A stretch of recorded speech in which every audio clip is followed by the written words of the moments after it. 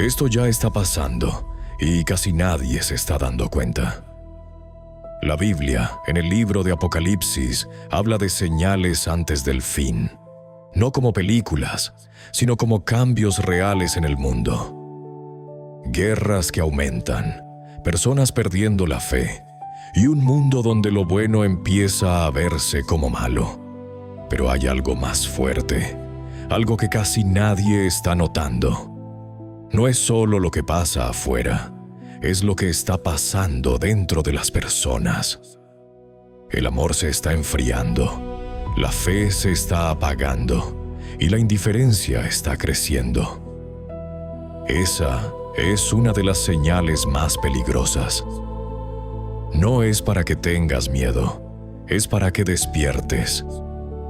Aún hay tiempo, pero no es eterno.